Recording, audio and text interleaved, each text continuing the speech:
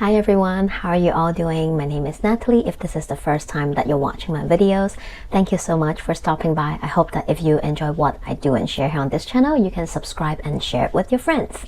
In this video, we're talking about this upcoming week astrology forecast, and we'll end the video with a collective message with tarot and oracle cards.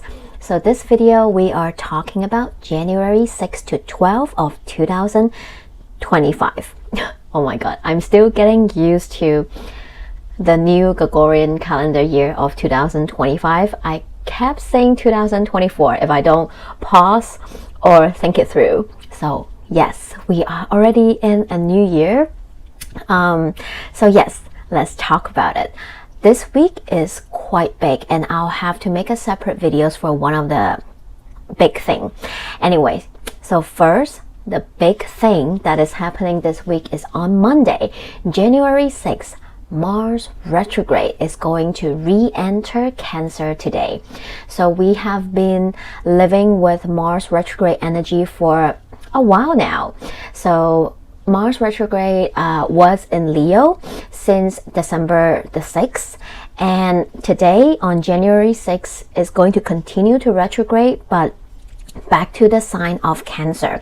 And Mars will retrograde in Cancer all the way back from 29 degrees now to 17 degrees. So if you do have planets or point 17 to 29 degrees in Cancer or water signs or cardinal signs, you'll definitely feel this a little bit more. Mars will retrograde, yes, back to 17 degrees in Cancer, and the retrograde will last until February 23rd or 4th, depending which time zone you're in. So yes, we are definitely going to have Mars retrograde continue to be with us for a couple more months. And remember, we still have the post-shadow energy to work with. Whenever we have Mars retrograde, we'll have one or two signs that Mars will retrograde in, and we'll have the energy of this sign for like around 8 months or so. So essentially we will have to work with this Mars in Cancer and Leo energy until June. So first half of year, we're definitely still working with this Mars retrograde energy. It is always going to be in the background as an energy as in the background for the first half year. So not to create any fear or anything, but just to be mindful that's definitely the backdrop energy in the play with everything. So this Mars retrograde back in Cancer will bring us back to September and October, when Mars was in Cancer, and especially the pre-shadow energy period, which was from October to November the 3rd. That was the pre-shadow energy. So things that was happening during that time might come back during the next couple of months for us to rework, reevaluate, or things that were happening during that time that didn't go well, that didn't go as planned or as you wanted to be, or things that frustrated you or annoyed you, they might come back again. Yes, maybe to give you a bit trouble again, but more so allow you to rework them. Maybe this time during Mars retrograde, you will see why those things maybe didn't work out, didn't plan out, why did they frustrate you. Maybe you need to work through something. Maybe you need to find a solution, and this time you will do so. You will find a better way to work it, to make it work. And particularly this week, the Mars retrograde in Cancer will re-trigger the Mars-Pluto opposition that happened for us in November 3rd. So if anything big happened around that time, November 3rd, maybe it will come back again this week for you to look at, to process, and so on and so forth. Mars in Cancer in general is about our home environment, right? The shell of the crab. It's about our family dynamics, family members, people we live with in the home, our relationship with our parents, right? Cancer has this energy, more so the maternal energy. So our mothers, our mother figures, people that our caretakers, right? That is all associated with Cancer. And during Mars retrograde in Cancer, we might find ourselves needing to literally repair something at home. Things might break with Mars retrograde, and we'll have to fix it. We'll have to reinstall a new one, or so on and so forth, right? And those relationships I've just mentioned might come to forefront that we have to face or work with or look at and re-evaluate. Cancer is the cardinal water sign, the first water sign. So it talks about the innate feeling and emotions that we feel, the first instinctual feelings and emotion that we feel that make us feel safe and secure, that bring us that sense of safety and security, how we feel about our immediate surroundings, the way we trust our feelings and emotion. And during this Mars retrograde in Cancer, we will be invited to work with any unresolved feelings or emotion, or those that we suppress, that we do not know, or we know but we avoid, we try to push them away, we don't want to deal with them. Those emotions and feelings might come up for us to process, embrace, to work with, so that we can eventually let them flow or resolve them in some way, shape, or form. Those can be the feelings or emotion that we suppress about certain situation, certain relationship in our life, especially family dynamics, people we work with, our mother figures, so on and so forth. And those might really come in forefront. And in Asian culture, we are celebrating Chinese New Year during this Mars retrograde as well. So definitely there's going to be a lot of tension, triggers that might come up during this time. So be extra mindful that this is the energy that will be in the backdrop, right? If there's any resentment, repression, uncomfortable feelings that is there, or that we're trying to avoid, it will definitely come up during this Mars retrograde in Cancer period. So January, February, and even the post-shadow period. So I would say the first quarter of the year, definitely. And maybe for some, we feel the post-shadow energy more. It will go until May or June. So Cancer also talks about the early time in our life, right? Our childhood.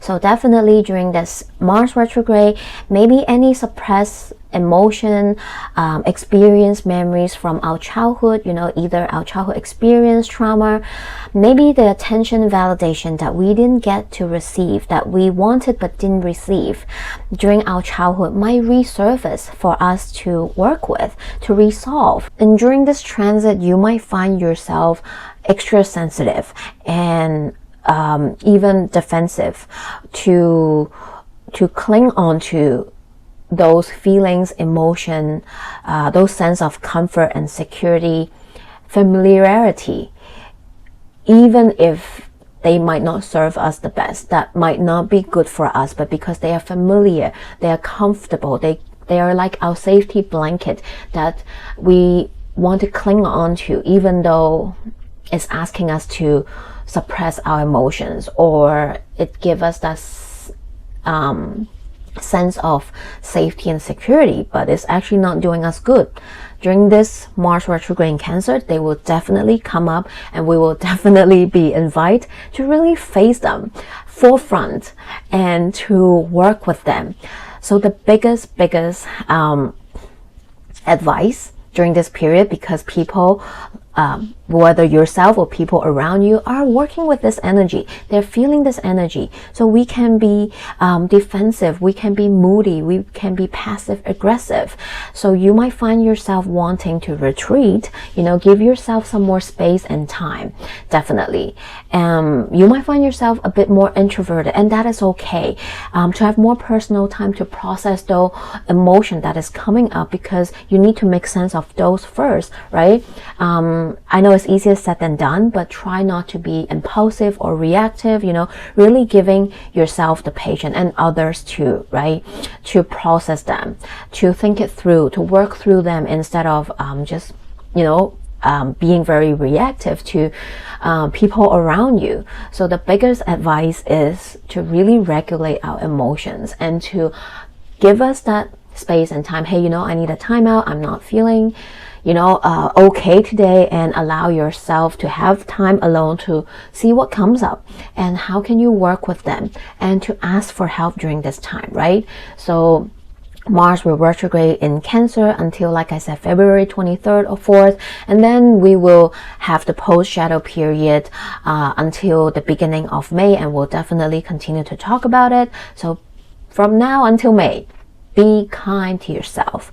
Be patient with yourself. Also others around you as well. On the same day leading to Tuesday, we do also have Mercury in Sagittarius squaring Neptune in Pisces at 27 degrees. So this is going to add upon to the Mars retrograde in Cancer, that ingress.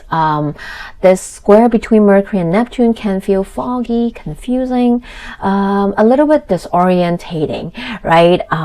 This can be miscommunication. Definitely can feel like a day of Mercury retrograde, right? Those Mercury retrograde hangover, we did just have one, and we just finished that post-shadow energy. So today can be that hangover of Mercury retrograde. This is definitely not the day to have serious conversation or sign any important document if you're able to postpone it. The beginning of week feel a little bit more muggy and confusing and foggy and disorientating. Oops, sorry. So yes, do give yourself, if you can, more time alone and space out your schedule in the beginning of the week if that is okay. But I have a good news. On the 8th, Wednesday, Mercury is going to ingress into Capricorn at 2:30 a.m. Pacific time or 6:30 p.m. Hong Kong time. So adjust the time according to where you are in the world. We definitely welcome Mercury in Capricorn to help pick up, to deal with the aftermath of this Mercury retrograde that we just had in Sagittarius. Mercury in Capricorn is reliable, is practical, logical, methodical, and organized. So Mercury in Capricorn will be able to bring in whatever you were dealing with, whatever you're going through in your mind with Mercury retrograde in Sagittarius, and to work with it, to process it.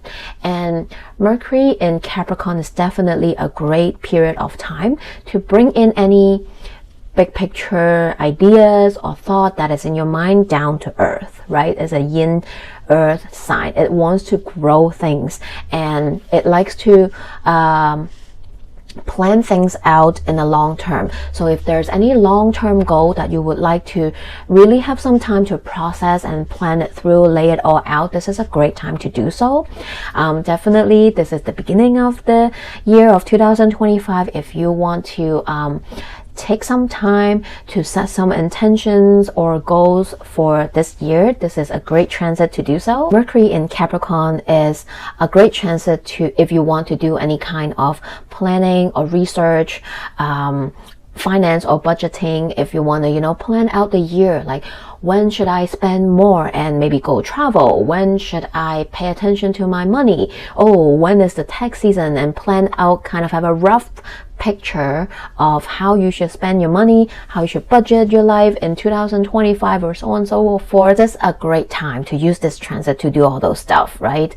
And Capricorn is ruled by Saturn, so it's about teaching as well. It's a great transit if there's something you want to teach someone or you want to learn something.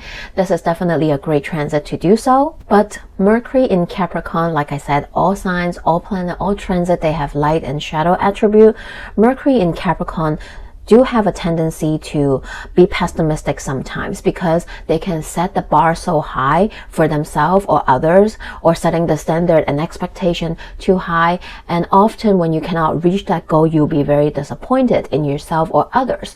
And this can create a lot of this resentment and disappointment, and you might beat yourself up and so on and so forth. So definitely be realistic, and also know that there's no it's not just black and white. Give yourself gray area, right?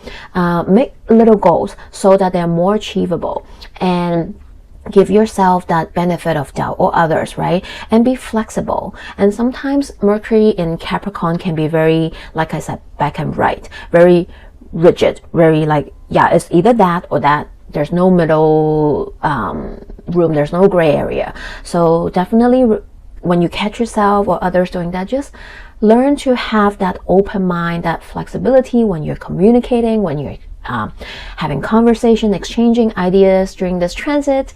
And Mercury will stay in Capricorn until January 27 or 8, depending where you are in the world. On January 11, 111, what a magical day. We also have the notes of fate, changing sign. That is very big. Okay, so North Node is going to change sign from Aries entering Pisces, and the South Node is going to leave Libra and enter Virgo. This is big. This is going to affect all of us as a collective and individually, and I'm going to do a separate video to talk more about it, and we'll also do bonus reading for all signs, so you will know where is this big thing that will happen according to your ascendant sign. So I will make that video and have this available later this week, so pay attention to that. And lastly, on January 12th, we have Mars retrograde in Cancer, trine Neptune in Pisces today. So this is definitely a beautiful day. Trine is supportive, so a great day to act upon your dreams and take action upon your dreams.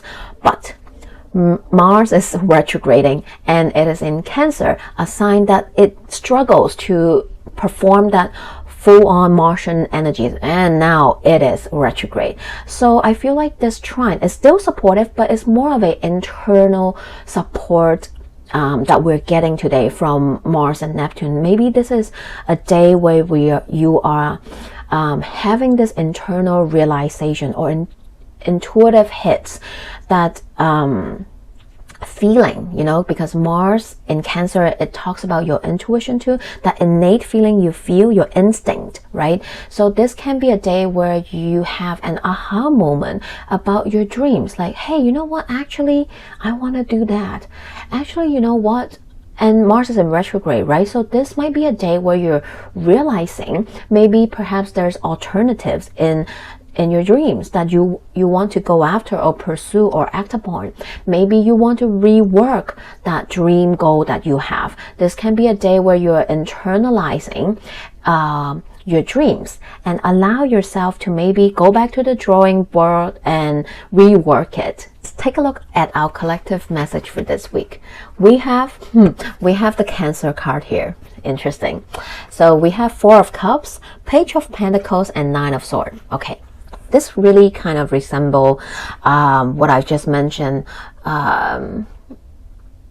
for the Mars retrograde and how we're going to work with this energy in the next 5-6 months. So definitely during the next few months, as we continue to have Mars retrograde in Cancer, Leo, and the post shadow, there will be times where we'll find ourselves being stressed, right? There's tension that might come up. There's feelings and emotion that we have been suppressing, avoiding to work with.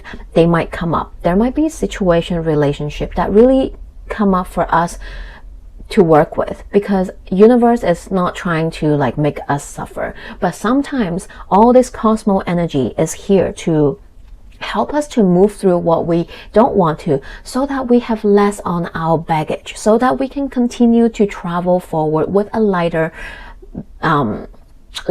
luggage, right? In some way, shape, or form. So this might be the emotional luggage that you need to deal with, that stresses you out. But what little tiny practical tangible step that you can take? Maybe today is just simply embrace the emotion, to cry, to take a deep breath, to take a day off if you can, or to journal it, right? Whenever you feel stressed out, you feel like you are in a never-ending cycle, thoughts, feelings, emotion, whatever it is, when you're feeling like, oh my God, is there anything better coming in? Why do I see no end? Give yourself grace. Allow yourself to just sit with them, to give yourself some love. Pour back into your cup what one little tangible step you can take today to maybe perhaps help you just sit with them, and know that as long as you continue to take little steps, it doesn't matter how fast, how slow, but you can continue to travel forward in your own pace, right? With the tools that you've got, right? And then from the Moonology card, it's really funny just now. So let's look at the first card. We have first quarter moon in Virgo, assess the situation. And when this card came out in my heart, I was like, oh, it'd be so funny if a Pisces card come out, because the nodes of fates are moving sign into Virgo and Pisces, right? And then ting, the second card that come out is a Pisces card, full moon in Pisces, forgive. So definitely during this Mars retrograde, and when the nodes change, nodes of fate, when they change sign, they determine where the eclipse are happening. And whenever eclipse happen, fated events, turning points will happen, right?